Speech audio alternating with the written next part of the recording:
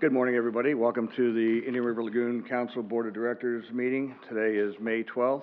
Current time is 9:37. We'll call the meeting to order. And first, we'll do the pledge. Please join us. I pledge allegiance to the flag of the United States of America and to the republic for which it stands, one nation, under God, indivisible, with liberty and justice for all.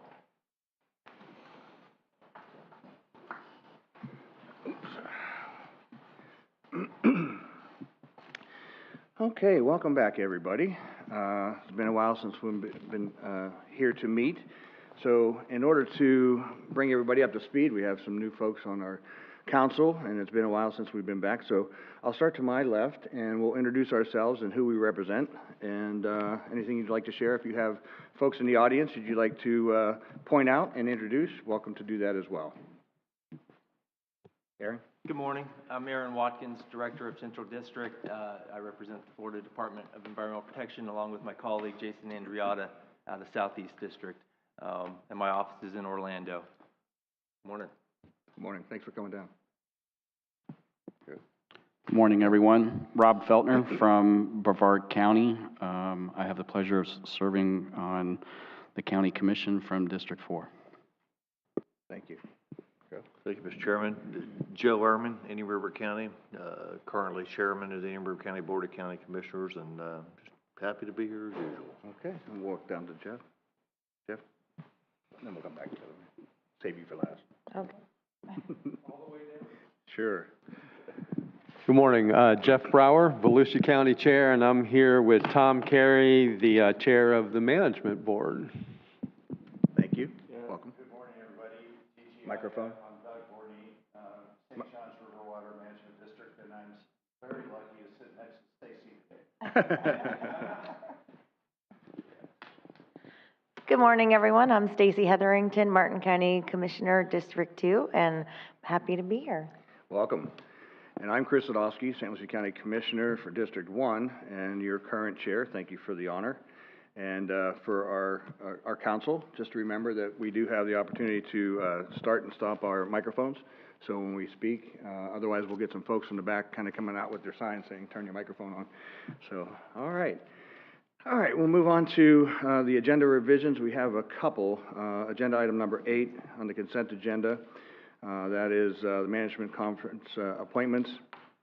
And so that'll be Keith Ramos, Project Leader, U.S. Fish and Wildlife, Merritt Island, National Wildlife Refuge Complex to the Management Board. And then Chris Kaufman of NOAA Restoration Center, Office of Habitat Restoration to the STEM AC. And then we have agenda item 10 for new business has been pulled. That audit needs a little more work. And so that will be moved to the August meeting. I see no resolutions, recognition letters, or awards. And Dwayne, do you have anything you'd like to share before I open public comment? No additions. Okay. Anything else from the board? No? Okay. We'll open public comment. Anyone wishing to address the council, please come forward. Let us know who you are. It's going to be quiet today, and we're going to be moving right along. This will be the fastest meeting we've ever had, I think. All right. All right, we'll move on to water quality reports. Let's go with the Northern and Central Lagoon with Dr. Jacoby. Good morning, Doug. Morning. Yes, there we go. So my little spiel today is going to be even more boring than it usually is because it's been really quiet out there. So again, we take a look at the data that come from what we call these continuous monitoring sondes, which are distributed along the lagoon. There's 6 of them. Last time we talked a bit about how the hurricanes, one pushed water into the lagoon and second pushed water out of the lagoon. Well, we didn't see that this quarter. So the water levels have been pretty stable.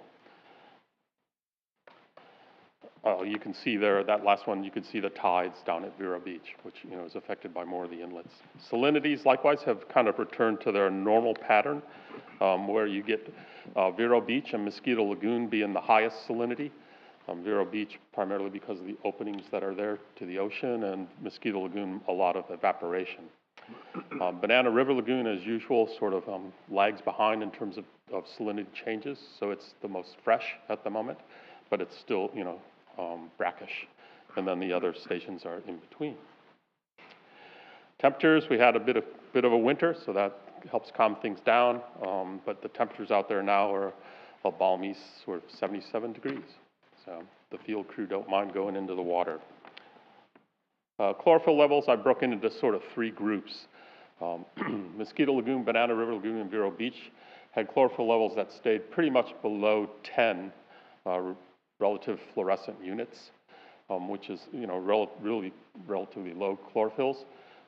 Titusville and Eau Gallie showed some extension beyond that, up to around 15, basically at the highest. And then Cocoa was the place where we saw the most amount of chlorophyll, reaching up into the 20s. So the blooms that we've seen, diatoms and the dinoflagellate that we typically see, the bioluminescent one, and so those don't tend to form these large, really intense blooms like we've had difficulties with in the past. Which means dissolved oxygen levels have stayed good throughout the whole quarter, everywhere we look. So that's good for the aquatic life. And I will add that some of the folks from the district went with the USGS up into Mosquito Lagoon to look at seagrass. They do this off and on, and they do what they call camera drops, where they go to a spot and they drop the camera several times. And they did 700 drops, and each of those had at least sparse seagrass in it. So we are seeing some recovery here. And I'm happy to answer questions. All right, any questions of Dr. Jacoby? Hearing none, thank you. We'll move on to the Southern Lagoon with Dr. Melanie Parker, South Florida Water Management District. Welcome back. Good morning, everyone. So the figure on this slide shows total daily inflows into the St. Lucie estuary from each of the basins. In recent weeks, most of that flow has come from the tidal basin, which is in that bright blue color. We did have flows coming from Lake Okeechobee earlier this year. Those started on January 21st. The average was about 500 CFS per 7-day period, but those stopped as of April 14th. If you look at the table on the bottom right, we can see what those flow rates were for the most recent 7-day period. We had a total of 1,245 CFS coming into the estuary, and about 1,000 of that came from the tidal basin. And if you recall, that's the week that we had those big storms in Martin County that hammered us about 3 or 4 days in a row. This figure shows where our continuous salinity monitoring sites are located in the St. Lucie estuary. Those are the ones in blue. We've also indicated where one of our oyster monitoring stations is located at Rio. If we look at the table on the top left, that's showing our 7-day average salinities. And so for the most recent 7-day period, salinities did decrease slightly at all 3 sites. Specifically at HR1 in the North Fork, we saw salinities of 9 on the surface and about 11 on the bottom. At the US 1 bridge, salinities were about 15 on the surface, 16 on the bottom. And at the A1A bridge, salinities were about 23 on the surface and 26 on the bottom. We also have the table there on the bottom showing the 2020 recover salinity performance measure ranges. And if we look back and refer to what our most recent 7-day average salinities were, almost all of them were within the optimal salinity range for adult oysters, and that would be 10 to 25. There were just a couple cases, specifically at HR1 in the North Fork, that surface salinity was just below that range, so we would call that lower stressful range. And at the A1A bridge, the salinity on the bottom was just above that range at 26, so we would call that the upper stressful range. The figure on the top here is just showing more detail on salinity measurements at those same stations. This is mean daily salinity. And really the takeaway here is that salinities have been trending downward for the last few weeks related to all the precipitation we received. If the bottom figure shows the water column average salinity, and that's an average of surface and bottom salinities, the green band indicates that optimal salinity range for oysters of 10 to 25. So the good news is salinities have remained in that optimal range at the US 1 bridge since February, and actually it goes back to early December that it's remained within that range. This figure shows the latest oyster recruitment or SPAT settlement results from FWC, who does the oyster monitoring in the St. Lucie estuary. This is at that Rio station and data from the last 2 years. If you look at November 2022, you see those rates were pretty low and continued to be low through March. That's typical that time of year when water temperatures are cooler. Oysters generally are resting and not actively spawning. So now we see that number increase in April to 1.3 spat per shell. That means the spawning season has started again in the St. Lucie estuary. This figure almost looks identical, except this is showing densities. This is the number of live oysters per meter squared on the bottom at the same station for the past 2 years. They do these surveys quarterly. Everything is good. Those rates are pretty steady from year to year, but I do want to point out that March 2022, we had an average of 308 oysters per meter squared, and you can see every subsequent survey, that number has increased slightly, reaching an average of 710 oysters per meter squared a year later in March of 23. So all in all, recruitment rates and density numbers for oysters in the St. Lucie have been really good the last few years. And I just wanted to include some brief seagrass monitoring results. This is from what we call our Tier 1 or our aerial mapping. And I do have to give credit to Lauren Hall from the St. Johns River Water Management District. She created these maps for me and helped with the numbers. She also leads this massive effort to map all the seagrass in the entire IRL. These maps are just showing the portion that falls within the South Florida Water Management District region. So that would be specifically from Fort Pierce to Jupiter Inlet. So the map on the left shows total mapped acreage in 2019, which was 7,600 acres. The map on the right shows 2021, a slight decrease to 6,910 acres, which equates to about a 9% overall loss. If we look at data from 2009 and compare that to 2021, we're looking at a 25% overall loss. And to end on a happier note, I just want to put a plug in for the team at the South Florida Water Management District. They are currently working on their large-scale seagrass surveys. If you look at the map, anywhere within that blue line is where we're going to be surveying. We divide that entire area into 6 segments, and each of those 6 segments is going to get 30 to 35 randomly selected stations. What they're going to do at each of those stations is look at percent cover, measure seagrass canopy heights, and of course record all the standard water quality measurements, including PAR. So my hope is that next time I come and present to you, I can give you some of those results. I'd be happy to answer any questions. Any questions?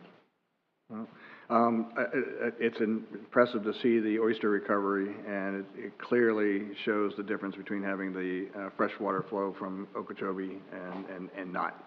So the empirical evidence, I think, is really important to be able to tell and show those who are above us and in different areas in the Congress and the state to help us continue to maintain our opportunity to keep those discharges at bay. So, well, thank you very much. You're welcome. All right, moving right along to the Indian River Lagoon National Estuary Programs Management Conference, and Tom Carey is here to report out. Good morning, Tom. Yes, good morning, Mr. Chair, honorable council members, staff, and distinguished guests. Tom Carey, Management Board Chairman. We had a good meeting on Tuesday, May 9th, 2023. 37 persons signed in on the membership sheet and 9 as guests. We had a pretty full house and a robust discussion as usual. The Management Board heard a presentation from Dr. Kai Raines on how knowledge of land use can inform water quality restoration in the IRL. We enjoyed hearing that. The Management Board also recommended approval of your agenda items. 10B, One Lagoon Monitoring Plan Final Draft. 10C, Long-Term Strategy for Use of BIL Funds. 10D, Fiscal Year 2024 Final Budget, Resolution 2023-02. The final budget item was also recommended for approval earlier that morning by the Finance Subcommittee in their report to the Management Board. Your agenda items 12E, accepting the CAC Small Grants Funding Recommendation, and 12F, regarding a resolution to support the East Central Florida Regional Planning Council in seeking funding from the Military Installation Resilience Review Program, were also recommended for council approval. During our final comments, board members and staff shared the many things that are going on in their areas of influence, as well as the boards and institutions that they are involved in. We have many individuals on our management board that are engaged and dynamic, and we do appreciate their continual attendance and participation. We began our meeting at 10:15 and concluded at 12:34 p.m. And that concludes my report, Mr. Great. Chairman. Any questions of Mr. Carey? Seeing none, thank you. You're And thank you welcome. to the Management Board volunteers. Yes, sir. And we'll move on to the STEM Advisory Committee. Dr. Jacoby back. Yes, like a bad penny. Yes, we likewise met on the Tuesday in the afternoon. We had a similar presentation about prioritizing wetlands, as has been done in St. Lucie County. And we discussed, and there's going to be discussions with the folks that do this from USF, Kai Raines, about applying this more broadly across the Indian River Lagoon watershed. It's just another tool that could be useful, particularly as money flows for, say, acquisition of wetland areas and, connecting things up. That's one of the primary focuses was, how were things connected before? How are they connected now? And what can we do to make sure those connections don't give us undesirable impacts on the lagoon? We also had a little panel on seagrasses. There's a lot of enthusiasm at the moment for helping seagrasses return. And we're, along with others, are trying to make sure that enthusiasm is channeled in a useful manner. This is a high-risk venture, and so we expect there to be some low successes, as it were, or if not failures. And what we're trying to do is learn from those.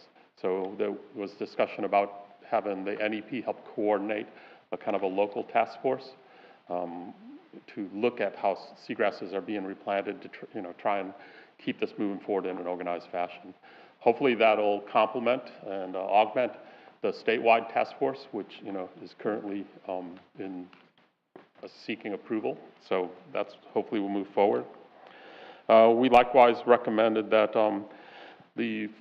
adopt and follow the plan for use of bipartisan infrastructure law funds, adopt the budget, move forward with the small grants, including the additional dollars that we're going to be put into it,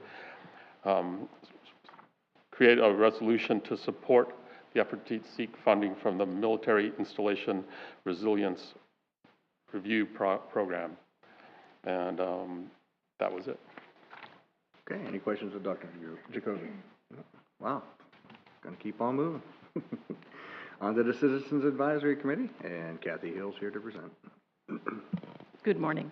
So the CAC met not yesterday, but last Thursday, so that they could prepare their recommendation for the small grants program.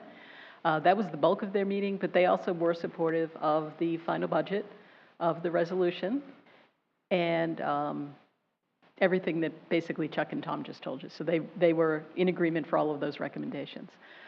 They did come up with they reviewed the scoring to make sure that everything was in line.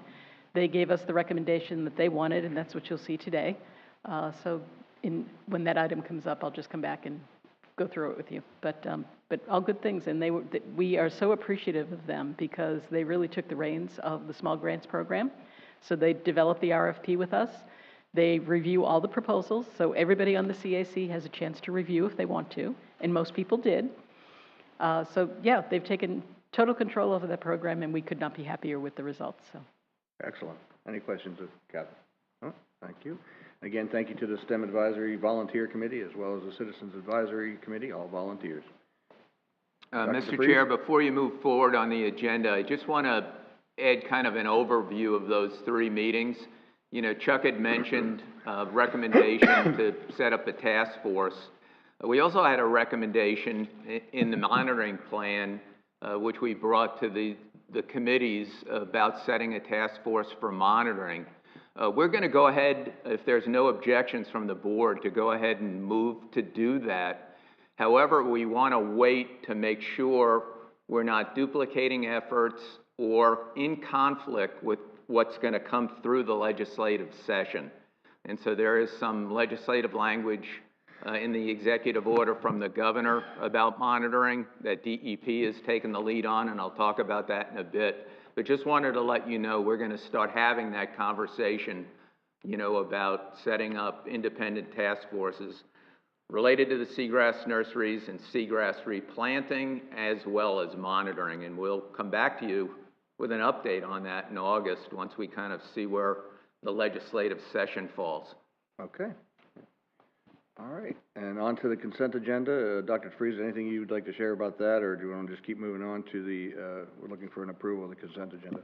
I'll do that update during my report. Okay, very good. All right, we're looking for we have a motion? Mr. Chair, I will move approval of the consent agenda. We have a motion by Councilwoman Heatherington. Is there a second? I'll second. Second by Aaron Watkins. Any comments or questions on the item? Hearing none, all in favor? Aye. Any opposed? Motion passes unanimously. Old business, I see none. Moving on to new business, the independent audit report. Who's going to take that? Actually, we moved that off, didn't we? Yeah. Yeah, that got Sorry about that. Sorry about that, guys. All right, moving on now to the One Lagoon monitoring final draft plan. Dr. DeFries will present.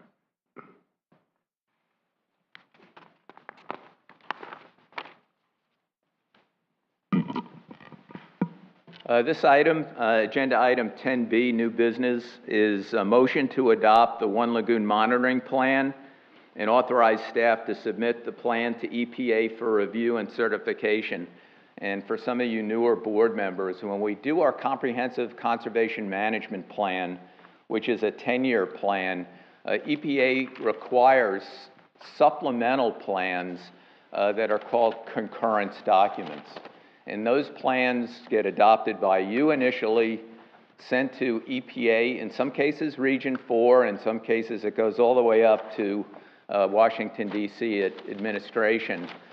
They will certify, and so in this request, should there be any major changes, we'll come back to you to have this discussion again in August. We don't anticipate changes with this plan, and if they're minor, we'll adopt. But I do want to just show you kind of the extent of that plan. And you noticed it wasn't in your package. It is online, available as a draft. It is a substantial technical document. It's not for the general public. And it is in its entirety with the appendix, almost 500 pages. You know, over 100 pages of technical documentation. And it went through really extensive peer review, both within and without the program. And I just wanted to show you, you know, the work that Harbor Branch did. So kudos to Dr. Dennis Hanasak, Dave Huberger, and their team. They really dug deep to ask that question, the who, what, when, where, why of monitoring lagoon-wide, which is something that had never been done before. And I think was a little shocking to them, you know, when they started to dig how much was there. So there was 120 surveys sent out to everybody we could think of who were involved in monitoring, 82 responses, which, you know, when you send out questionnaires, that's a pretty good response percentage. Steering committee was a standing committee of experts, 15 members. They had 10 monthly meetings, you know, literally tracking the progress of this report. Had a technical workshop with 50 invitations, 47 participants, give you a really good idea of, you know, how much interest in monitoring there is. And then we ran it through a review with the management conference. And then again, the last 2 weeks, you know, brought this up to our advisory councils to make sure that there weren't any additional concerns. And this is what it looks like, and I don't want to go any deeper than this, but many of us here, well, nobody's monitoring, you know, there's no activity. This tells you the real story. And this isn't all of it, so citizens monitoring was not included. Some of the research monitoring, that's short duration, so you get a grant for 2 years, there's a monitoring program, a lot of that is not included in this. These were the major players in sampling and monitoring where data is moving to some management activity. So 24 organizations actively engaged, 66 monitoring projects in progress at the time of this report.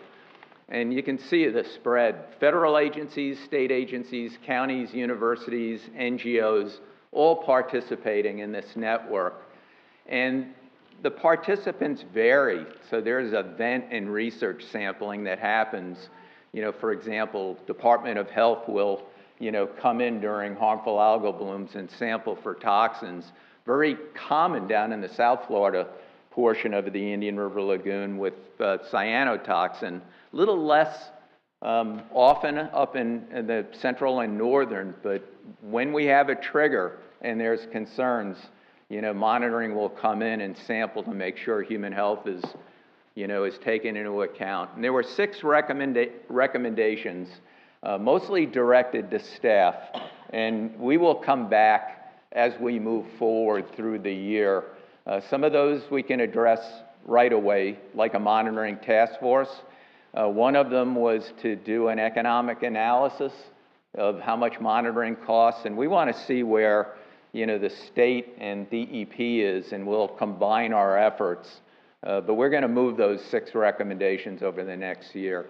And you can see with the map, there are some geographic gaps. This mapping did not go into the tributaries. So for those of you who are, super interested in O'Galley River or C24, C25, this particular work did not go deep west into the tributaries just because of the scope of work. So we're asking you to adopt the plan today. We'll send it up to EPA for their concurrent certification. And I just wanted to add one other point. In response to the governor's executive order, DEP is already in comprehensive planning to ask the question, okay, $100 million comes out of this legislative session, with a specific mandate to take a look at Indian River Lagoon monitoring. And so we've already had a full workshop with DEP and our partners, April 11th, thankfully sponsored by the Water Management District, to begin those discussions about, how do we move forward with this executive order? How do we work, as a national estuary program with our local and state partners? So we expect that to be an ongoing activity as we move into the remainder of our fiscal year and into 2024. And you can see 23 participants. We had 7 presentations, and there's a lot going on when it comes to monitoring. So, Mr. Chair, that's all I have. Any questions on the monitoring? None. I will say that, when we started back and we morphed from the 5-county collaborative into what is now the National Estuary Program, we talked a lot about open source science and reporting and so on and so forth. And clearly the number of entities that were involved in this were significant. And for us to continue to see the revenue coming to us to make changes and to do things better, being able to take this monitoring and look at what has been successful and what hasn't helps to talk about the return on the investment and why we should invest in certain areas more so than others. So I think it's important that we continue that message and messaging that open source science, open source reporting, and having this ability to share information makes us more successful across the board. So hopefully those funds will continue to come based on our success. Commissioner Bork, or Council Person. Dwayne, are you seeing pretty good coordination with all these agencies and sharing data between them? So it's interesting, I think we coordinated and communicated okay over the last 15, 20 years, but it was either opportunistic or reactive. And what I see today, as a result of these last, 10 years of, trial and tribulation between the Lake Okeechobee discharges and the 9 years of algal blooms, from central Indian River Lagoon all the way into Mosquito, is an incredible coalition of communication that's happening without us having to guide it. And so it's organic, and we're seeing it with restoration, we're seeing it with monitoring. But this kind of effort, one of the really incredible stories of our work is the thing that you don't see, that when you have funding like we did to move this monitoring plan forward, and then you convene in a formal way all of the players, when you're done with the work and you have the report, the communications continue. The people don't go back to their offices and their homes and go back to ground zero. There's friendships and alliances and relationships that are made And we are seeing that now. And so going back to 2018 and 19, when we first started talking about a mission statement of one lagoon, one community, one voice, we are seeing that one lagoon, one voice, one community actually in process.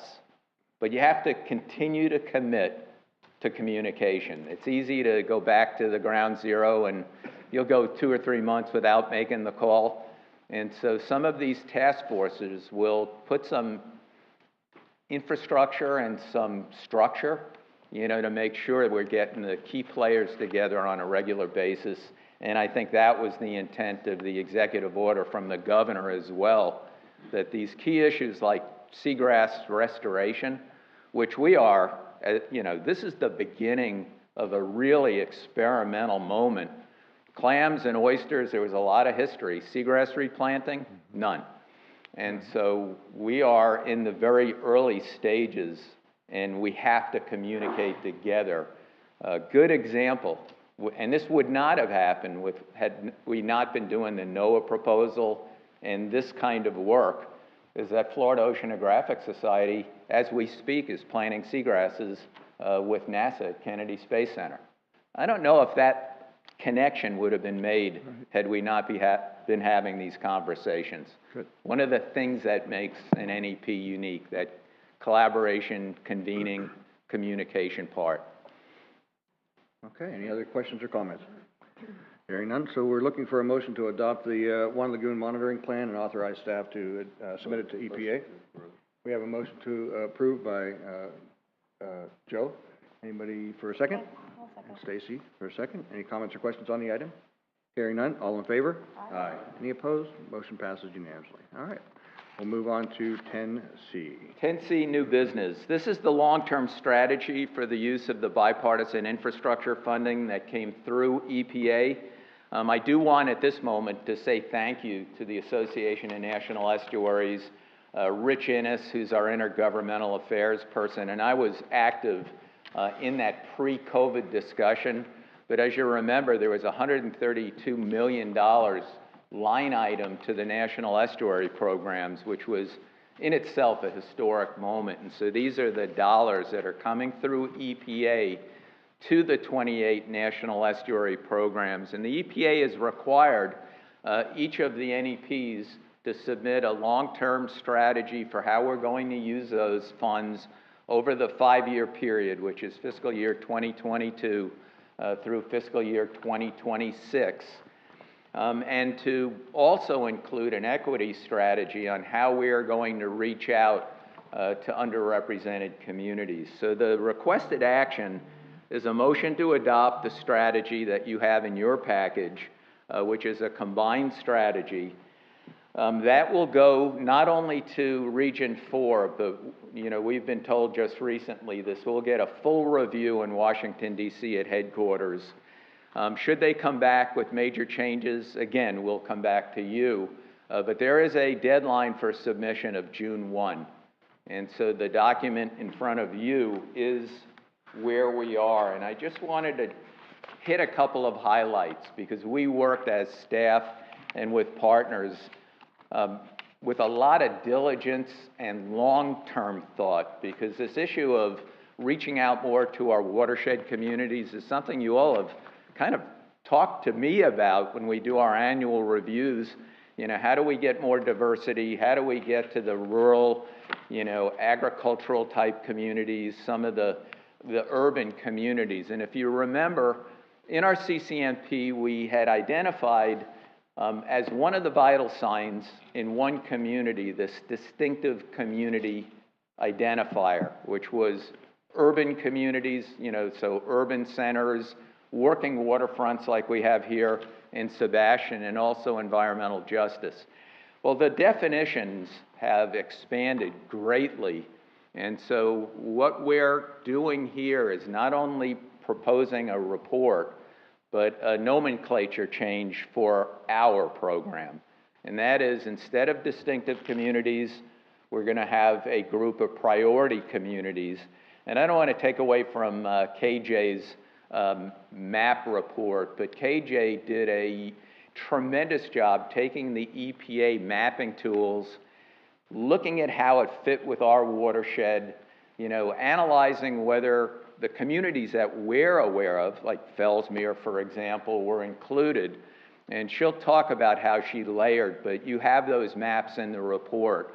And so this plan, I think, is exactly where we had hoped we'd be. We got there faster than we probably would have without having federal funding and guidance. When this comes back, I want it, because you have always told staff, you know, let's get the work done. So I want to tell you about the work. This plan goes to EPA, sets the guidance forward, and what's going to happen between August meeting, when we see you again, and the November meeting, is that we are going to convene a working group to look at a specific RFP for these priority communities. We'll start that discussion with you in August. Then we will have a RFP finalized in November, and our intention is to release that RFP early in 2024, or as soon as we are clear about the federal guidance, which has been a little bit variable. I mean, we got a checklist in April, you know, to cover what we're doing now. So we don't want to get in front of EPA, but we want to be ready to move when dollars are appropriated. And this would be for fiscal year 24, 25, and 26. And just as a reminder, the language in that large infrastructure bill was funds available until used. Our intent as staff, unless you tell us otherwise, is don't sit on the money, put it into projects. You know, when we hit 2026, which was the congressional intent for the tenure of this program, we'll have been either fully appropriated or fully expended. So that's the plan. So that's really where we're headed. It's the beginning of a kind of a new enterprise for us, and we're really excited about where we're headed. So, Mr. Chair, that's all I have unless there's questions. Any further questions? Hearing none, we're seeking a motion. Mr. Chair, I move approval. We have a motion by Stacy, a second by Joe. Any comments or questions? Moving forward, all in favor? Aye. Any opposed? Motion passes. Kathy, would you like to join us for Jackie? She wasn't able to come today. Kathy LaMartina. Would you like to join us today? You sure? Okay. Okay, I just wanted to offer the opportunity. I don't think that's a conflict, actually.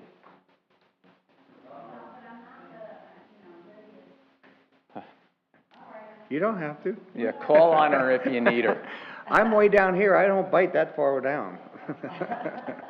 Mr. Chair, one thing I want to add to that last item. Because we have those GIS maps already built and the maps already done, I just want to let you all know those, you know, we are open source on all the things that we do. Mm-hmm. And with, you know, KJ's expertise, if any of your counties or, you know, organizations wants the data or the maps or a combination thereof, they are available to you. And again, we're all investors, and so that's one of the arguments we had, not argument, but discussions to say that we made sure that we were open source. So, all right, thank you. Anything else? All right, we'll move on. Moving on to item 10D. And Dan's here to talk about money. All right, so this is going to be our final budget for fiscal year 2024. There's only a couple small changes between our tentative budget that you saw back in February, and so I'll just kind of highlight those real quick. This is the outline for the total numbers. The two changes are in other expenditures, so we're going to be moving $7,500 out of contingency reserve and moving that to administrative services. So between February and today, we had a request from our accounting services firms, Special District Services, for an increase in their services because they have taken on more responsibility since their contract was originally written back in 2018. They had a very good case. They not only were taking on these additional services, but they actually were able to negotiate with the council's banking institution to get a higher interest rate. And so they went from 0.4% to over 4%. Wow. And so that income right there, that soft income, already covers this modest increase in their services rate and actually will provide some additional funding for what you're going to hear about next with the small grants. So that's the only changes within this budget, and they're highlighted here. 7,500 out of other expenditures and added into administrative services. Okay, any Happy questions? to take any questions. Any questions on the budget? Hearing none, look for a motion to approve. I'll move approval. We have a motion by Stacy, second by? Second. By Doug. All in favor? Aye. Any opposed? Motion passes. All right, moving on to 10E, small grants. Back to Kathy.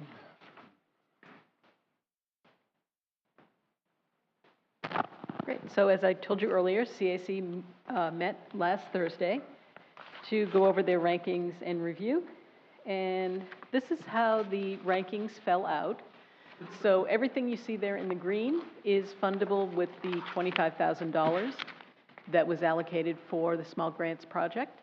You can see the top ranking ones were Orca with their One Health fish monitoring project. Daytona State College is going to do a small restoration program at Lighthouse Point Park in Volusia County. Satellite Beach is there in red, simply to show that they scored very high, but the project has been pulled by the city, and they're going to bring that back at a later date. After that was Stella Maris Environmental Research. They are doing an outreach project in Brevard County. Pelican Island Audubon is going to do a continuation of their Audubon Advocates program. And this is taking at-risk kids, putting them into after-school programs, and our part of this project is to buy cameras for that program so that they can teach those kids how to do nature photography and hopefully spark some interest in the outdoors and the environment. After that, we have East Coast Zoological Society, Brevard Zoo. They are continuing their Lagoon Quest program, which takes every fourth grader in Brevard and puts them out for a day on the lagoon in a field trip. The project you see there in yellow, and I should say the funding from the $25,000 runs out at the Brevard Zoo project. That's why the other ones that you see in yellow are there. So these are projects that scored high enough to be in the, to be fundable, but there's no more money for them. So, and then at their meeting, CAC decided, if you look at that project 10 there, the GYAC Garden. If you look over at the normalized score for that, that project is very close to 70%. So their recommendation was to round that project up to 70%, call it a day, and add that to the yellow category. So if we do that, this is how their recommendation looks. So we have 4 projects that would currently be unfundable, or there's no money for them. They're fundable, but there's no money. And so their recommendation was to accept the green list, fund those, and to also add all of the projects in yellow for funding, should funding be available. And we've had discussions with Dan, and simply from the bank interest, there is enough money to do that.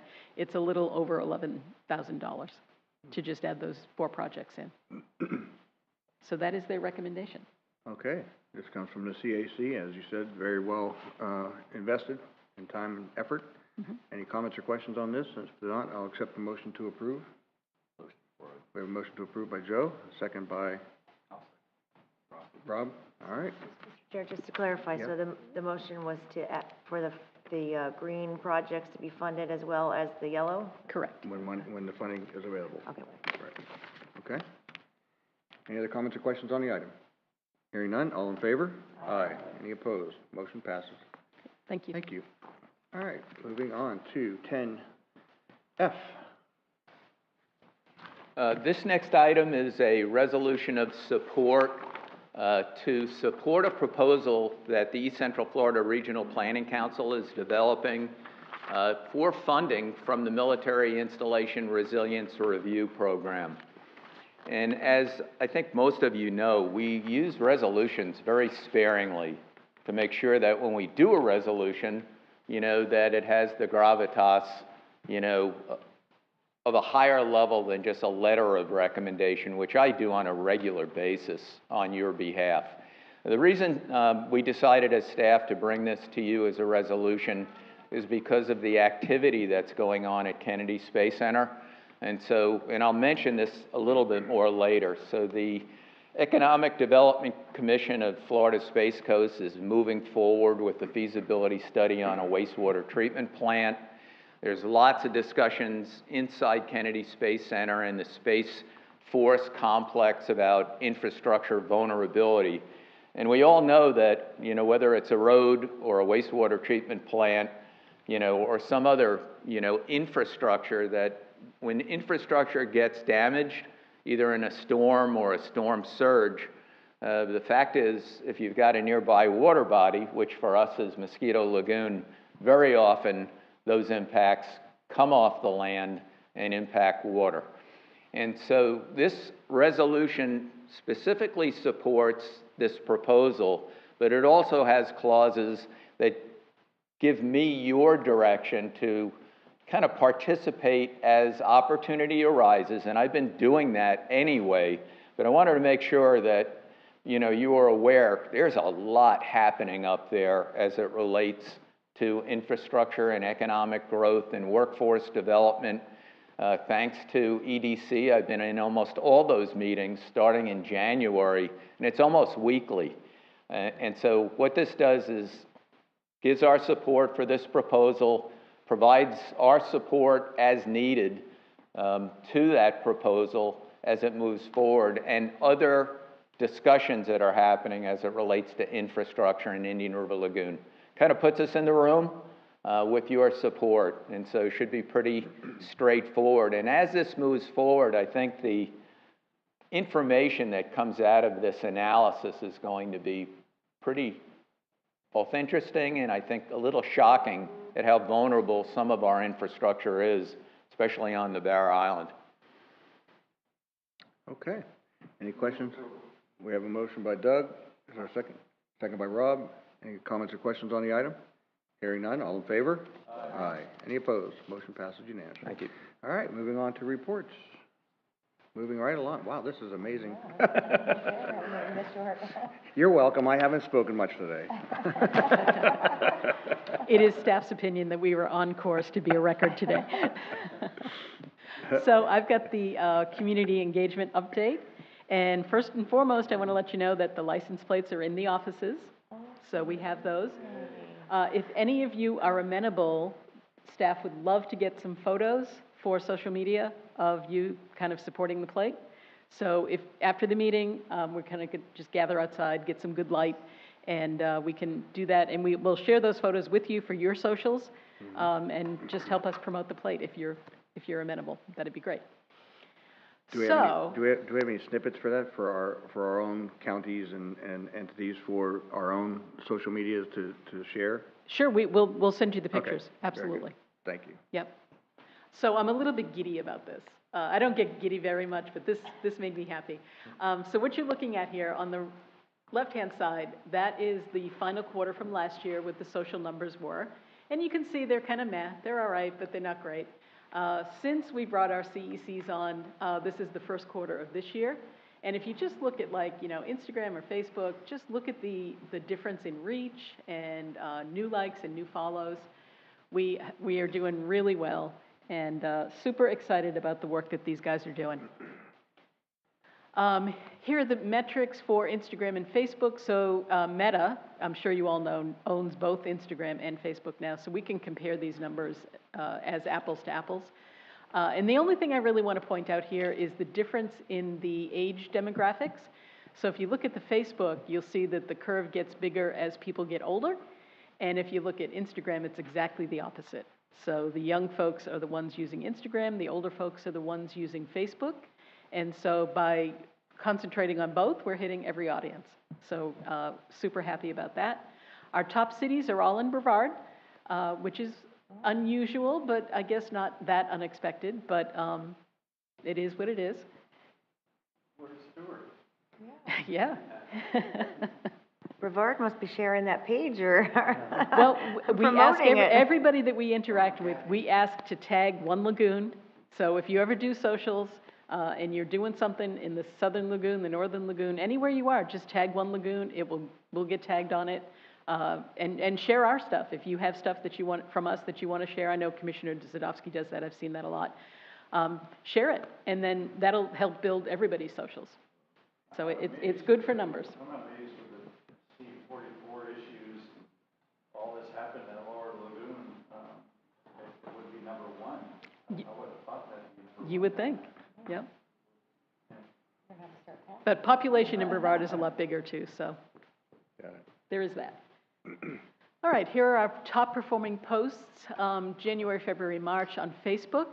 And just look at the reach of those. That's the only thing I really wanted to point out here. 31,000 people with one post, you know, and if you look at the engagements, 5,000 engagements, you know, hundreds of likes. So we're super happy about all of that. And then this is Instagram, January, February, March. And these are all little videos that, that made it into people's feeds.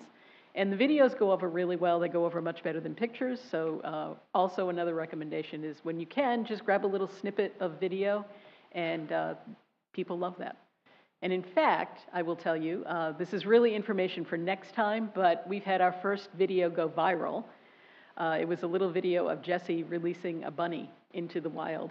And it was just, I don't know, 30 seconds, less than 30 seconds, but over 1 million people have seen that. Wow. So yeah, so, and you never know, you know, you can't plan going viral. You know, you can hope for it, but you can't plan for it. But just little stuff like that makes people, you know, share and go crazy. So. Here are the metrics for what our CECs are doing. So they attended 24 government meetings last quarter, 46 events, 10 presentations they gave to community groups. They went to 16 meetings of community groups, did 23 fieldwork projects, and did 39 outreach type activities. So again, super happy these guys are killing it. Their calendars are full. And if you have things that you would like them to participate in or a talk you want them to give somewhere, please let us know. We'll get it on the calendar. Always happy to do that. And I will leave you with that. Any questions? Huh? All right. Thanks. Everyone's quiet today. Moving on to IT. KJ, coming to the podium. Good morning. Good morning. So mine's not as filled with a lot of pictures, but I'm just kind of going to go over what I've done this quarter. So the maps in the database for the equity plan that were in your packets for all the priority communities and the watershed included 5 different data sets. So there was the EPA EJ tool 2.0, which brought in, I think, 5 different parameters, which was low income, unemployment, what was it? Linguistically isolated, less than a high school diploma, and food scarcity, I'm pretty sure. And then we also brought in the White House Climate and Economic Justice Screening Tool, CEJST, which had over 20 different environmental and equity, am I right? Sorry, equity, different values. And then we also brought in the Ready Communities and Title I schools. So with that, we identified 125 census blocks within our watershed, which are parts of 26 towns, villages, cities, and it's kind of identified a lot of target areas within our community. So once EPA approves it, I already made an online application that you guys are welcome to look at, kind of share, dive into the data a little bit more to look at what I've done and also to identify those areas. I also created a publishing standard for all of our metadata so we can start actually sharing and getting some of our data out there. I also have all the past project information on the OneDrive, thanks to Aaron. So all of our paper copies are now electronic. Also, the ArcGIS Data Hub is up, so all the IRL Council watershed boundary is available, all the counties within Florida as well as in our watershed. City, town, village boundaries within the IRL and EP are available, as well as all the public boat ramps within the watershed are available. Up next, I'm building an internal and external project map, so of everything, / database of everything that we've done since the IRL Council creation. So I've gotten through 22, 23, and 2015, so I'm kind of going back a little bit. But once that's done, we're going to have an internal database as well as having an external dashboard so other people can see as well. I also just submitted a publication for Eco Magazine, so we're going to talk about the seagrass restoration project. And then we're also going to be reorganizing and revamping the website. So kind of making it a little easier to use to find all the stuff that we've done just to get information a lot quicker. Yeah, so that's it. Any questions? All right. Any questions? Okay, moving right along. Going on to Daniel with the project updates. So I actually have a fairly short update for you today. Usually I try to highlight one project that's completed during the past quarter. This past quarter, we had no projects complete, so just going to give you an update on where we are with the other projects. So we still have 49 projects or activities in progress. There's one project that hasn't executed its contract yet, so that one's still pending. And like I said, no projects were completed. I do want to highlight, though, a personal thing that just happened yesterday to me. I gave a TED Talk, or a TEDx event in Cape Canaveral, focused on seagrass recovery. So look for that on TED in here in probably another month or so. It'll be up on YouTube. And some cool metrics. Can we get your autograph, Daniel? There's some cool metrics that Kathy will probably be pretty excited about that I heard afterwards. There are 38 million TEDx subscribers, and on average, each video is viewed 7.8 million times. Wow. So we are going to be viral. So now you're you're an NEP influencer. Mm-hmm. And Mr. Chair, he was one of only 7 speakers at that TEDx yesterday. So we're really proud, and we heard he killed it, so he did a great job. Excellent. Can I just Well, say, it's good that we had recovery as well. I mean. can I make one comment about that? Yeah, sure, Rob. So, I have to also give credit to, I believe Brevard's youngest mayor, my good friend Wes Morrison, who really believes in social media, and he does a good job himself of engaging the community. I know that was at the Radisson Port yesterday, right, up at the Cape? Good. Great, thank you. Dan, were you nervous at all? I talked in front of 5 people and my lip trembled. So how'd you do? I think I did great. You weren't sweating or? But No. you should have seen him the week before. Yeah. Oh, yeah. It was a whole month plus long process, and, thankfully there was dress rehearsals and practice, but it is well beyond any type of speaking engagement I've ever done before, and couldn't be more proud or happy to have gone through that experience, because those other 6 speakers, they're going to be lifelong friends now. We had built this bond together, so it's pretty impressive and cool thing to do. Great, thanks for sharing that. Yeah. Well, as soon as it becomes available, that's a big share. And Mr. Chair, we get invited to do speeches quite a bit.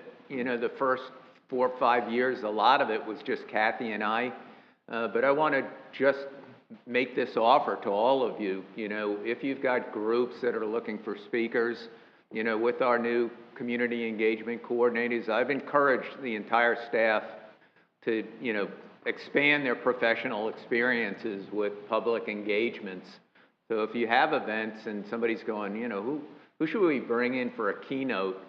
I'm still going to be available, but I'm going to be discharging a lot of that to get staff this kind of experience.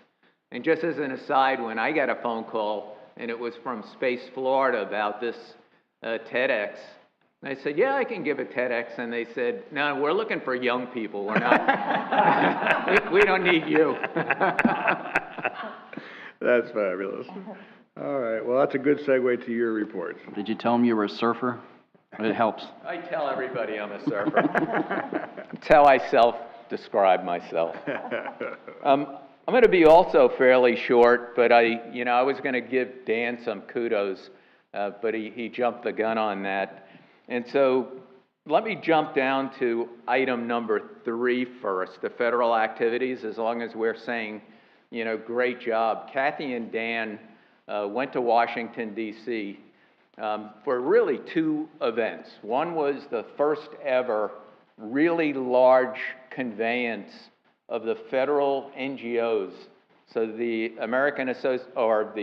Coastal States Organization, the Association of National Estuary Programs, the Association of National Estuarine Research Reserves, which is in NOAA. Who else was in there, Kathy? We had EPA, we had Restore America's Estuaries, and so we were a prominent partner in what was a very large gathering of coastal organizations. But more importantly, a couple days later, Kathy represented us on a panel and as a speaker for the Congressional Estuary Caucus. That is a bipartisan caucus that was created a number of years ago. And the chairs of that caucus, you know, two of the Republican chairs are right here in the Indian River Lagoon. So Brian Mast is a co-chair, Bill Posey is a co-chair, and then we've got chairs in California and the Pacific Northwest. And Kathy did a great job, not just talking about our NEP, but NEPs in general. And we're expecting that to now, post-COVID, be a regular occurrence, maybe twice a year, quarterly. But it's really an honor to be the one. And I heard she did an amazing job, so thanks for that. And you can see they were loitering in front of the EPA building, you know, in Washington, D.C. Let's go back to the beginning of the bullet. So Economic Development Commission has been actively engaged in multiple meetings at county, state, federal levels, Army Corps of Engineers, Department of Defense, looking at that feasibility study that's underway for a new wastewater treatment plant. I have asked the contractor, Black & Veatch, even though it's a little bit outside of their contract, when that document is available in draft, that they would come in and share their findings. But I've been able to sit in almost every single technical meeting, and they're moving forward. They've got a number of options they're looking at, and this is a big project. And so we'll see where it is, but I didn't anticipate the kind of momentum and interest and support, including Brevard County, Commissioner. And so as this evolves and we finally have a report to look at, EDC is working really closely with some of the DOD funding sources to get to phase 2. But this will be a long game. You know, this is a big project, and Commissioner Zadowski, you know, from what you're doing down, you know, in your county with moving a wastewater treatment plant off a current location, you know, it takes some time in planning, design, and engineering just to get there, and then even more time to assemble the dollars you need to get the construction and all the piping. And so you have been a model, you know, with, you know, the City of Fort Pierce utility, because, you know, in the past when we've talked about getting out of vulnerability with infrastructure, you know, somebody's got to go first. And so I've been bragging about that whole effort for a number of years since it started, that discussion, and really happy to see that that's moving forward in St. Lucie, and we may see it move forward for Mosquito Lagoon and, you know, for Kennedy Space Center and NASA in some combination of partnership. So that's moving forward. Next item, Florida legislative session. I'm not going to say a lot about the budget. I've gone through all 500 pages. I've highlighted, you know, where I think I'm looking at Indian River Lagoon direct or indirect. There's a lot of legislative budget requests. If you want my draft highlighted sheet, I'll send it to you. But typically, I don't bother trying to collate any of that until the governor exercises his authority with his veto, and then I'll, you know, bring that together in a combined form. But I do want to say that it's another historic year for funding, and most historic is Executive Order 2306 that kicked off the session from the governor that basically called for $100 million a year, every year for 4 years for the Indian River Lagoon. And if you haven't taken a look at that executive order, I put a copy in your package. There are some real clear directives. A lot of it's to Department of Environmental Protection in monitoring, in nutrient reduction, in seagrass, and there's another bill that was filed on Seagrass Technology Task Force. And so I'm expecting, you know, come July 1, we are all going to be very active working with our state partners, our water management districts, once we figure out, you know, how that money is going to be, you know, managed, administered, and then, you know, brought to the ground. But I do expect to see significant dollars in local cost share. And so if you are a municipality, and those of you who are working closely with cities, or those cities that may listen to our meetings, you know, now's the time to identify projects. Now's the time to kind of think about, the funding needs for those projects, because we are at a historic moment, both at the state and federal level for infrastructure that I don't anticipate I'll see again in my lifetime. And now's the time to get projects kind of in the pipeline for funding. And Dwayne, before you go on, I just got to say it out loud. For so long, Martin County has been under duress with the discharges and so on and so forth. And I've been fighting water issues for 40 years, long before I ever became into politics. But the issue is that the environment and what is happening to our waterways is about people, not about politics. And today, every political entity is pulling on that rope together and showing what we can do together bipartisanly. And so I think it's important to say that out loud sometimes and just say, clean water, our environment is about people, humans, and what we have in front of us today. And it doesn't get enough credit. The working together on each side of the aisle, if you will, has made a huge difference, and we're seeing the state legislature fall in that category as well. So I think it's important to say that sometimes we get caught in our own silos from political standpoint, but this is one issue that we can all believe in, and we have, and we continue to do so. So I just wanted to give kudos to both parties and the independents too. Don't want to leave them out. But at the end of the day, we can't do this big job without having cooperative opportunities. So, back to you. No, thank you for that. And this is a good time for you and your constituents to say thank you to our entire Indian River Lagoon region delegation, Senate and House members.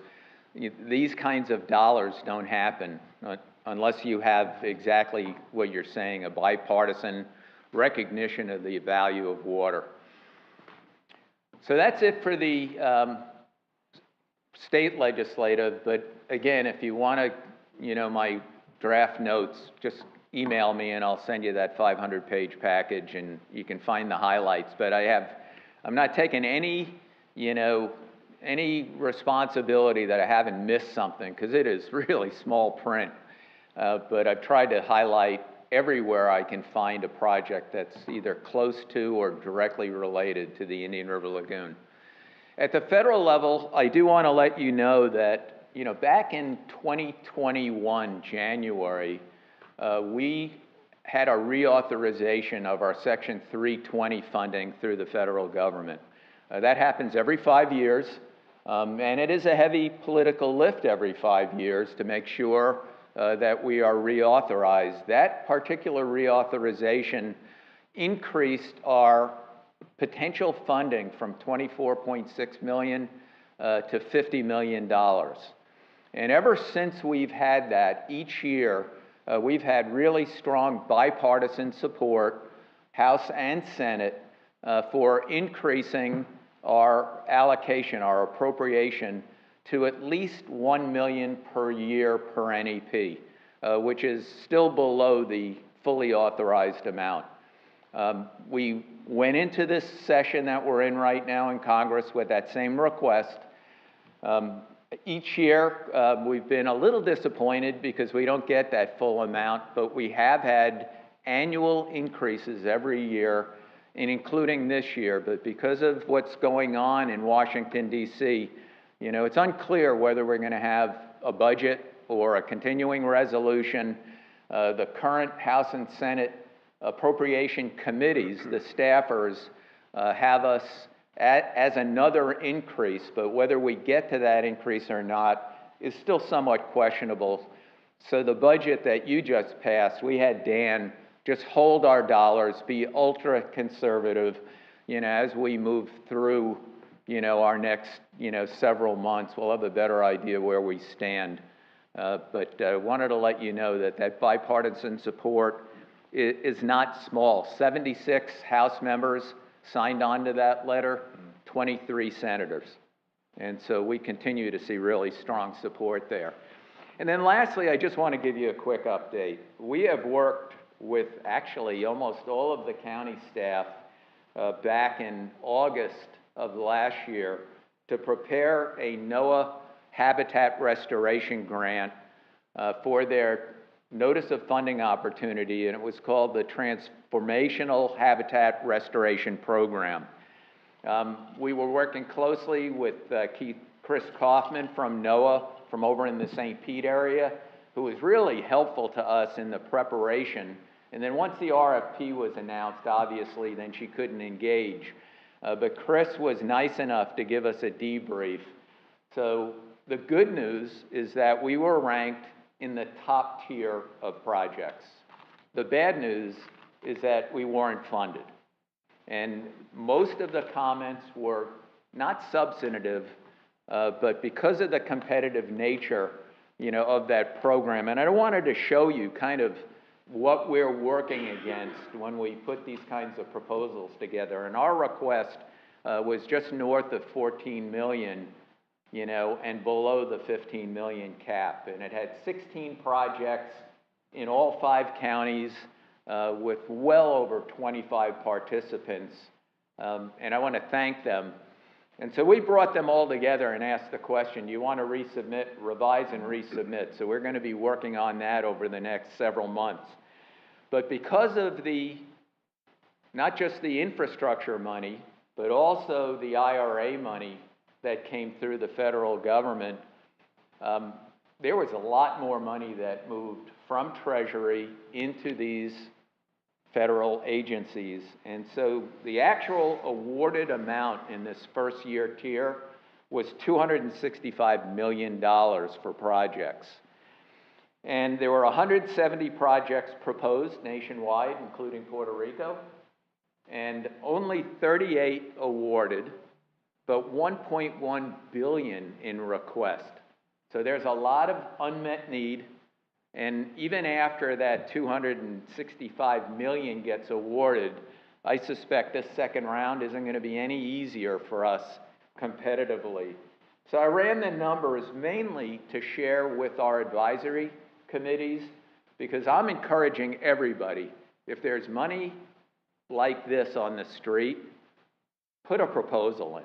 Worst thing that happens is that it doesn't get funded. And I did an analysis, and this is a Dwayne analysis. It's not from NOAA. I took their press release and wanted to look at the actual numbers and see kind of where the layout was of projects. So of that 285 million, the average proposal was 7.5 million. The maximum proposal was right at the cap, 14.9, but the minimum was, 1.3 million. And I think the message there is maybe there were folks in our basin, in our watershed, who felt that they, couldn't compete with a smaller, really good project. And so it gives you an idea. There were some small projects that were funded, smaller in comparison. 9 projects, the median was 7.5, so that was kind of both average and median. It was pretty consistent. But there were 9 projects that were over 10 million. So of the 38, 9 were 10 million or more. And remember, we were at 14. So I just listed the 10 million projects, and here's my observation. Number 1, NOAA is strictly sticking to its organizational priorities, which is related to fish habitat, especially the fisheries that they are most interested in. They are looking at habitat restoration within the habitats that they have defined historically, and they were looking at partnerships that were long-standing partnerships. So no big surprise on the national scale that, one of the big winners was the Pacific Northwest, with salmon, which has been in crisis for years, lots of multiple state and tribal entities. So, big winner there. Gulf of Mexico program, another really large geographic program, lots of projects in oyster reef restoration in the Gulf. Northeast got a fair number of projects, and also coral reefs. And so part of our challenge is going to be trying to fit the Indian River Lagoon priorities into some of these national priorities where there are some gaps. So for example, NOAA looks at redfish but most of their focus has been the Gulf of Mexico and not the East Coast. So we're going to need to make that bridge of why the East Coast is important if we're doing habitat for redfish. So I just wanted to let you know that, sometime in the summer, NOAA thinks they'll be releasing another notice of funding opportunity, and that we, as the National Estuary Program, are here to help you, and your constituents. So we have free grant writing capabilities. I think we still have $40,000 in the budget this year, which means we haven't spent a single dollar. We're halfway through this fiscal year, and not a single entity, has pulled money out of that fiscal year dollars. And this is easy. They give us a half-page justification that they're working on the Indian River Lagoon, and consistent with our CCMP, we have 3 contracted professional grant writers available. We hand them the most appropriate one, and they don't have to do anything other than do the work. We pay the bills, we handle the invoicing, we'll follow any scope of work and technical, and you wind up with a professional grant writer. And this is anybody, so it's not limited to small communities. Brevard County is taking advantage of this, and most recently was awarded a working waterfront, Stan Mayfield Working Waterfront grant, where we had provided, grant support. So we are here to help anybody who wants to chase money, whether it's in that $100 million coming through the governor's office, and I think a lot of that will be coming through DEP for water quality, and we'll know more, after July, or these federal grants. And should, your staff not be aware of where to look, have them call me personally. I can direct them to grants.gov at the federal level. It's not easy to figure out where this money's moving and how much is moving, and then when these releases get made, which very often, I hate to say this, but the federal government is kind of slow to release, and then they don't give you a whole lot of time to respond. And so we were faced with that last year, and I think we're going to be faced with that again. So with that, that's all I have, other than, we will reconvene, this group and see where we're at, and we'll be reaching into the counties to kind of tweak these projects, see if we can't get them a little bit more competitive. But I'm pleased that we were in that top tier. Many were not. And they won't tell us how many, but I think we were in a pretty select group. Great. So that's all I have, Mr. Chair. Any questions of Dwayne? I got one comment. Doug? Can you go back to the slide showing your agenda? The full agenda, or? No, the one with the picture of Kathy in front of each day, that one? Yeah. I just wanted to talk to Dan there for a second. See how sharp Kathy is there in the black suit? How sharp she looks, professional. And anybody who goes to Washington, you gotta have that black suit to be happy. Dan, tell him it was cold. You're from Florida. Well, the only black suit I own has only been worn at funerals and in Washington. And sometimes they feel like the exact same thing. Oh, wow, yeah. All right. If All right. there's nothing else, we'll move on to the council member reports. Do we want to start with Kathy, since you're... Okay, well, I wasn't really prepared. Well, that's why I do it that way, so. But I just wanted to let everybody here know that, the C-44 reservoir and STA is like 99.9% complete. And they're in the testing phase now, but we have been doing a lot of tours.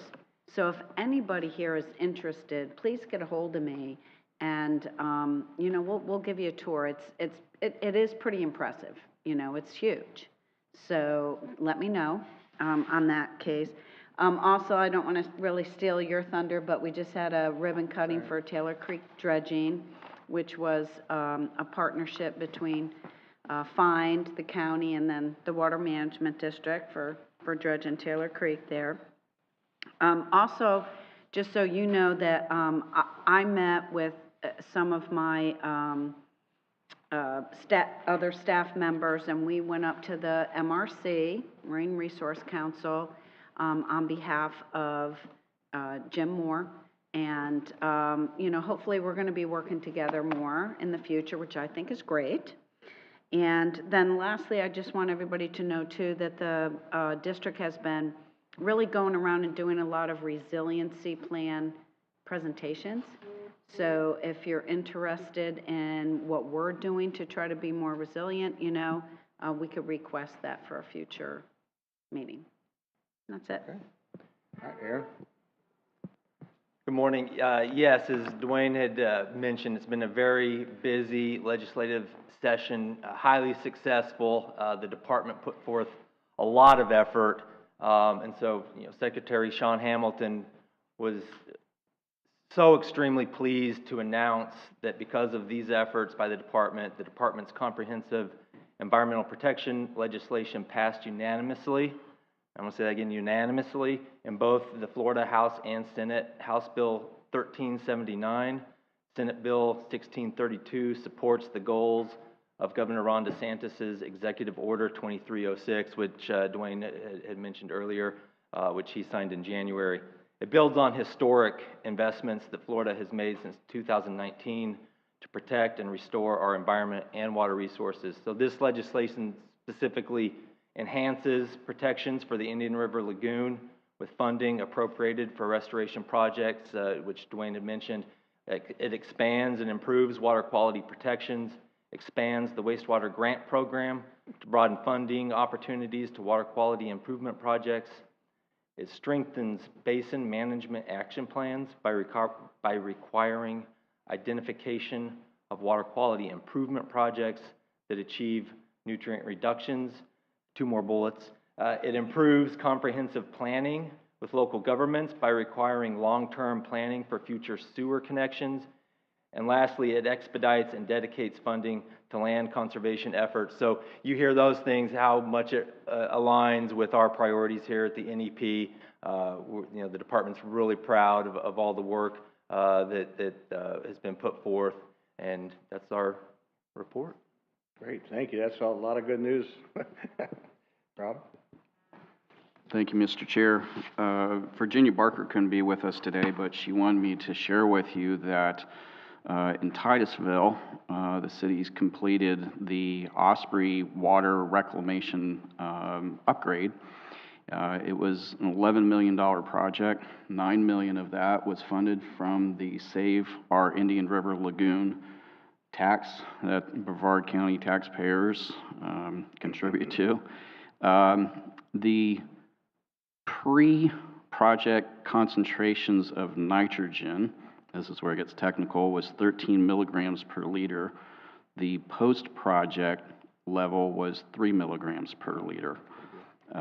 So that's some good news from Titusville. Thank you. Excellent. All right, Joe? Thank you, Mr. Chairman. This last Friday, a week ago, we just opened the Jones Pier area for our county. It was a fabulous presentation. It was actually a celebration. The Jones Pier was a property that was used for over 100 years as part of when the lagoon was a transportation mechanism to bring stuff to the Florida East Coast, especially to the Indian River County area back when it was even part of St. Lucie County. Yeah, see? Yeah. So, before we rebelled.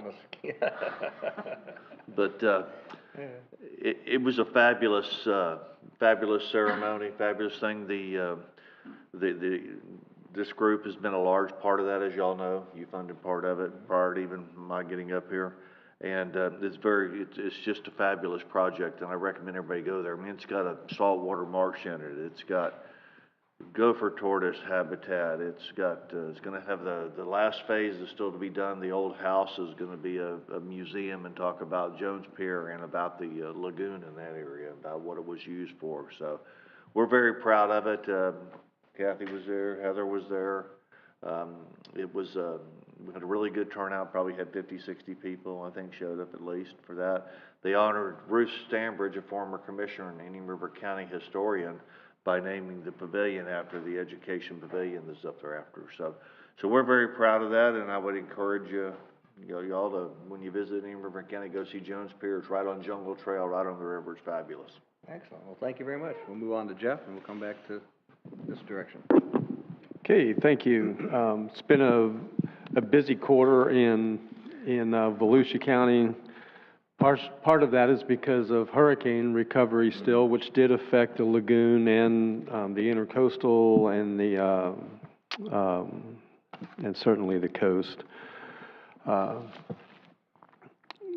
I've been out on the lagoon a number of times because of the bio-rock experiment we have going there, and I see reports from like Billy Rotney, other people, that the clarity in the Mosquito Lagoon is very good. The grass is growing again.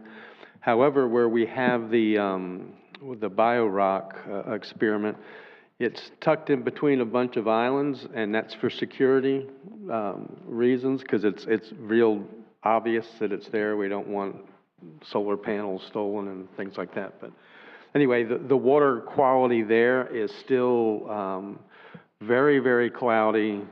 I don't think there's just not as much water moving there, but we're collecting data, taking water samples, looking at a lot of different things. And the reef itself, the bio-rock system, looks like a coral reef already. All the metal is completely calcified, so there'll be interesting things happening there, I think. The county has, these are some really good projects that directly affect the lagoon. The Southeast Regional Water Reclamation Facility in Oak Hill has been upgraded to an advanced wastewater treatment system, and it'll take us from 0.6 million to 1.2 million gallons per day. That's been a project in the works for a long time. And then the Indian Harbor Estates sanitary sewer retrofit. This is a really critical area in Oak Hill. It's on canals on the lagoon. The canal is pea green, pun intended. And so this is a worthwhile project. It'll take 260 of those single-family homes off of septic tanks and into a wastewater treatment. And then several other, we have a lot of fish camps at Oak Hill, Edgewater, many of them with small package plants, most of them not very efficient. We've been able to move 2 of them onto these new wastewater treatment plants. Then I had probably the most exciting thing to happen since the last time we met. I met with a company that I was introduced to, met with them last Sunday, because that's when they were available, with our Director of Water Utilities and Water Resources, Michael Ulrich. The company's name is Riovation, and I just would encourage everybody to go online and take a look at them. Riovation, all one word, .com. They have developed a way to treat wastewater, point of source wastewater, septic systems in the tank. And what caught my attention is when I looked at it, you open a septic tank, you know what it looks like. Well, they're producing clear water out of the outlet at the septic tank. And now they are developing ways they can reduce, they got to prove this with a lot of data, but they're already getting measurements of reducing nitrogen by between 90 and 95%, and phosphorus to where it doesn't even show up. So much less expensive than wastewater advanced septic systems, which homeowners are looking at. We're forcing people to move from their septic tanks to either advanced systems, which are about $30,000 per home. The state's donating $7,500 for people that have to do that, or to these advanced wastewater treatment systems, which is about the same price to run all the pipe and hook up neighborhoods to that. So this could save the state of Florida, billions of dollars, and homeowners, thousands and thousands of dollars. So we're working on that now. I'll be contacting you about helping with a grant writing for them, but I'm really excited about it. We're also starting a process in Volusia, and I'll just end with this, to expand the wildlife corridor, to widen it, because that's a lot of where our important wetlands and watersheds, water recharge areas are. So starting that process, we'll see if the political will is there. But a lot going on. Thank you. All right, thanks, Jeff. Doug? Yeah, just a quick comment. Everybody knows how fast Florida is growing. And starting in Palm Beach County and northern Palm Beach County and all through the Treasure Coast and up into the Space Coast, there's so much focus on west of I-95 now than ever before, and the pressure of landowners out there to give up their citrus or cattle operations and go to rooftops. Like, I've never seen this in my lifetime of living in the Treasure Coast.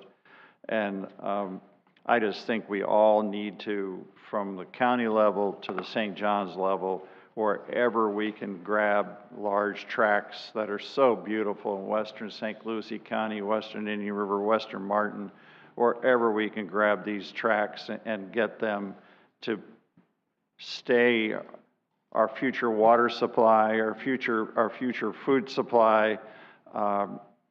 That's what makes us different than Dade and Broward counties to the south and the already developed counties in Florida. When you get up to central and northern Palm Beach County and I-95 and you head up towards the Treasure Coast, Martin County, St. Lucie, that's what makes us so beautiful in the Indian River Lagoon area. And I'm urging the St. John's to buy as much as we can along the lagoon and negotiate with them, because these tracts that we thought were never going to be developed, well, things change now with the land values, and people now are budging on because they never thought they'd see the prices they're seeing in Sebastian or the St. Lucie River system back in all the way the North Fork into Fort Pierce. They never dreamed to see these prices. And I just urge you all as county commissioners and St. John's and South Florida board members to grab as much as you can while we can, because with this, Florida's governor is doing a tremendous job. We're getting too popular. This governor has just been a rock star, and everybody wants to move here. Ocean Drive and Vero Beach, you see Connecticut, Massachusetts, you're seeing California tags. I never saw that ever. And now you're seeing out-of-staters coming and staying and moving here that we never dreamed we'd see. So I just urge you all to be as aggressive as you can from your budgets and try to get as much of that secured for the future of our region. Thank you. All right, Stacy. Very spot on. Well, first I want to recognize with us today is our Martin County's rock star ecosystem director, John Mayle. So we're very fortunate to have him. And he's also been doing double duty much of the year as legislative coordinator. And we have a new legislative coordinator now, Sarah Powers, but John, for much of the past 12 months, has been serving as that and been very successful at it. So, Glenn, we're going to keep you away from John. Good thing he's not an attorney. No, okay. So, LOSUM is not going to now take effect this spring as we had originally anticipated, but it will, NOAA is taking up what they call a formal consultation to investigate relationships between nutrient loading, red tide, and impacts to sea turtles in the Gulf. So, which is also a positive thing. But I will recognize that Martin County, when we entered into the LOSUM process, also put together staff, attorneys, both in-house and consultants, scientists, they put together such an amazing, amazing team, and our staff did an incredible job during that process. And Ruth Holmes, who was one of our Rockstar County attorneys, who's now with Glenn, she was a big, big part of that process. So not only is she's very passionate about the subject matter, she's an amazing, tough litigator. So we appreciate that. We miss you in Martin County, but we're also super happy that we'll get to see you at these meetings. So we also, again, thanks to our staff, they brought home quite a few grants during this session, and thank you to the DEP. We were successful at getting $10 million for our Old Palm City septic to sewer, and another $8 million for our Coral Gardens septic to sewer. So that will help us continue on with our 10,000, tanks in 10 years. And certainly it helps that the DEP and the governor has been very supportive with their budget and water quality. So we also received $600,000 for East Fork Creek water quality treatment, and that will, and I imagine that we're going to continue to need that increased funding because the way these septic to sewer projects are coming in now bid-wise, DEP we're going to have to continue in order to meet our goals because they are coming in, just incredibly over budget. So all that is good news. And C2324, South Florida Water Management's taking the lead now. So we're hoping to see some contracts, out this year. So good. That's my update. Well, I have been very clear to say that St. Lucie has to quit doing what we do to Martin County. So, all right. As stated, the wastewater treatment plant on South Beach is now underway, soon to be off the island, which has been a lifetime effort by many, many, many. And I will share the one comment that I recall from the final hearing by the city commissioner, Tom Perona, was, we can always find a reason to say no, but we need to find a reason to say yes. And had we moved that plant off the island probably 20 years ago, it'd have been a lot cheaper. The technology probably wouldn't have been as great as it is today, but nonetheless, it's finally moving forward, and we're very pleased to have that. And certainly always continuing to look to our funding partners, FDEP. I'm not going to say it out loud, but we could always use some more money. We always need more money. The septic to sewer, speaking of money, the septic to sewer program that we're trying to finalize on North Beach is just about ready to go. We did run into a little bit of a snafu with one of the communities. They had documentation of how their community was built, didn't have easements for the roads and for the utilities. So we had water go in there, but we don't have the room to go in for the septic. So if the HOA doesn't approve that easement, we won't be able to do the septic side. So the remaining part of the island will be finished, except for that one location. So we continue to encourage those folks who live in that community to buy on. We need 60% of the community to approve the easements, and if that happens, then we'll be able to do the entire North Beach and have the last final septic tank, which directly contributes to the lagoon. So we hope to get that done. Spoken before, the Taylor Creek dredging, long time working and a long time coming. St. Lucie County had created a spoil facility to the north and to the west of this location, where in this case we were able to do a hydraulic dredge with a single tube sending the spoils all the way up through a canal to the spoil facility, in which all of those spoils are then collected, dried out, treated, and the effluent treated to a significant degree and returned to the lagoon, if it even went, because we had such a dry period, most of it evaporated. Harmony Heights stormwater project continues in phases 2, 3, and then on to 4.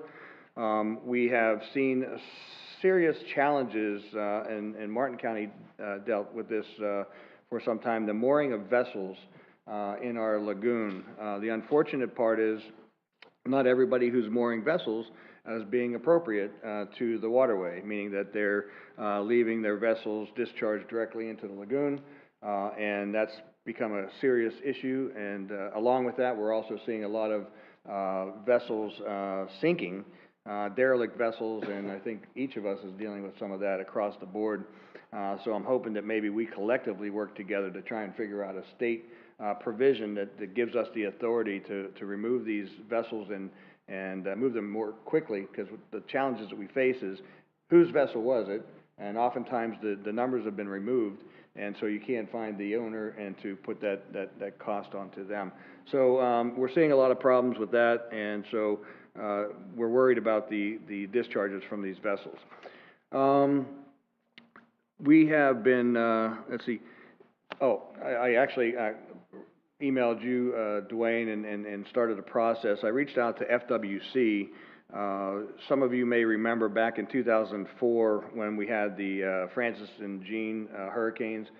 Indian River Drive was impacted significantly, and a large portion of the road caved in due to the erosion on what would be the west side of the lagoon. $44 million was spent on redoing that entire embankment. There was some arguments and some very, very hard fights about what and how that roadway was going to be reconstructed, because of some of the citizens felt that the material wasn't correct for the lagoon and so on and so forth. But now here we are 20 years later, we're seeing erosion continuing now on the west bank of the lagoon. So I've initiated an approach and a hope to bring in FWC, possibly the state, and engage the NEP with an opportunity to try and build a shoreline protection program, which includes mangroves. One of the challenges we've seen on the west side of the lagoon is mangrove proliferation is challenged by the wave action, where the propagals don't get to actually to root as deeply as they need to stay in place, and they fail. So we're moving forward with that. Tallahassee has already called me back, and hopefully we'll be able to move forward with some programming and some opportunities to do shoreline protection, with the possible wave break, and then planting the mangroves thereafter. Other than that, we continue to do our county-wide stormwater plan. So we're hoping that we can develop a stormwater plan across the board, and hope to engage developers when they're building to increase their stormwater capacities. I know that that's a challenge. Developers want to build as much as they can, as fast as they can, for the most profit. But when you take and you create stormwater elements, that's cost and not a profit return. So we're trying to work with developers to engage and be more helpful in what we're going to do and save our waterways and to remove stormwater from the system. Other than that, that completes my report for today. If there's anything else from the council, no? Dwayne? Attorney speak, does that cost us money? I don't know. Okay. I just have to thank Commissioner for the kind words said about Ruth. Ruth Holmes joined our firm earlier this year, and she's been just everything we expected and more. She's great. And she does have a passion for the lagoon, so you'll be seeing more of her. Okay. If there's nothing for the good of the order, do we do public comment? I forgot to do public comment, so. Did I do it? Okay. Okay. I never want to forget public comment. So, all right. If that's it for today, we will call adjourn.